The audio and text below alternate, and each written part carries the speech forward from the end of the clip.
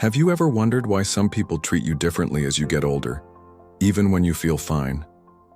It might not be your age. It could be little habits I used to miss too. As we hit our 60s, 70s, and beyond, small things we do every day can change how people see us. Often we don't even notice. I mean those quiet habits that might make us seem older, less engaged, or out of touch, even when we feel great inside. I've spent decades as a senior myself. I've learned what keeps me vibrant and connected and what holds me back by accident.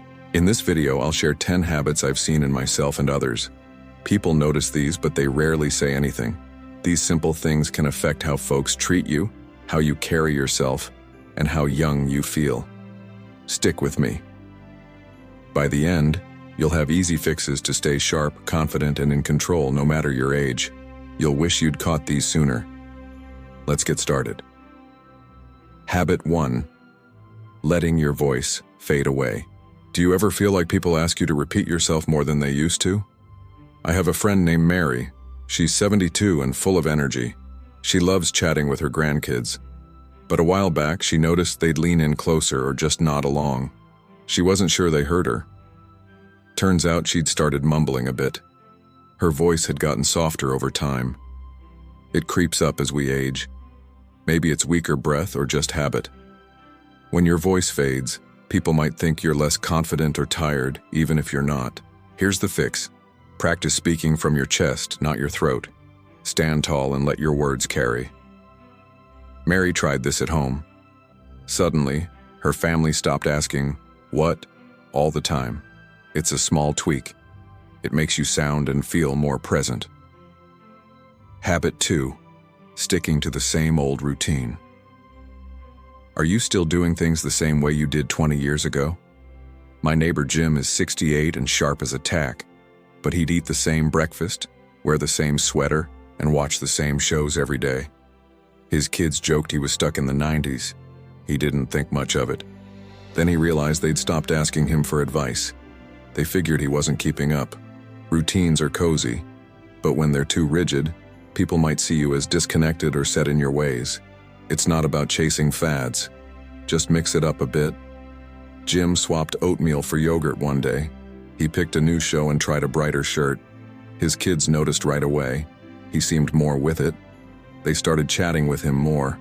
Little changes show you're still curious and engaged. Habit 3. Forgetting to smile or look up. Do you catch yourself staring at the floor when you walk or talk? I used to do this myself. At 70, I'd shuffle into the grocery store, head down, no expression, just focused on my list. One day, a cashier I'd seen a dozen times said, "You okay? You always look so serious." I was fine, just in my own world. It's easy to let your face and eyes drift as you age. Maybe it's habit or stiff joints.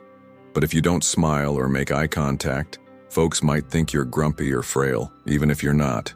Here's the trick. Lift your gaze and let your face soften. I started nodding at people and giving a quick smile.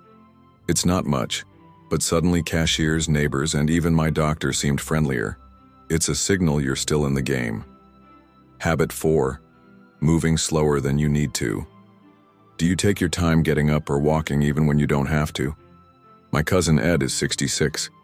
He used to stroll so slowly you'd think he was 90. He'd shuffle to the mailbox and take forever to sit down. Not because he couldn't move faster, but because he'd gotten used to it. His wife finally said, "Ed, you're not that old yet. We slow down naturally over time. But if you overdo it, people might assume you're weaker than you are. It can even make you feel older too." Ed started picking up his pace a little. He stretched his legs daily. Now he walks with a spring. Folks don't offer to carry his bags anymore. Move like you mean it. You'll feel it too. Habit 5. Skipping the little touch-ups. When's the last time you checked your hair or shoes before heading out? My pal Clara is 75. She used to be the best-dressed woman I knew. But lately she'd show up with scuffed shoes, a wrinkled blouse, and messy hair. She still felt great. Her grandkids started teasing her about grandma style. She laughed it off. Then she saw a photo and thought, "I can do better than that."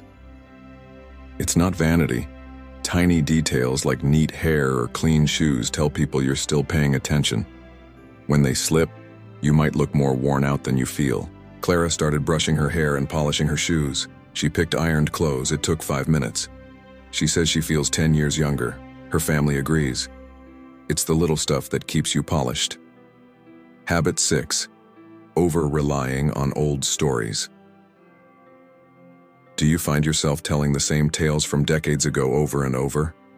My buddy Tom is 71. He loves a good story. He'd always bring up his fishing trips from the 80s. Great memories, sure.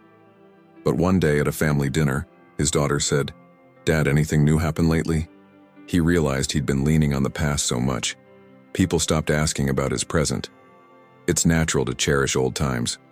But if that's all you talk about, folks might think you're stuck there and not living now. Tom started sharing small updates. What he cooked, a book he read.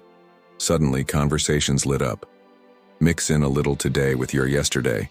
It keeps you relevant and keeps people curious. Habit 7. Ignoring your hands and nails. Have you looked at your hands lately? Really looked? My sister-in-law Ruth is 69. She used to wave off hand care. Her nails got jagged. Her skin got dry and cracked. She didn't notice. But at a card game, a friend quietly handed her some lotion.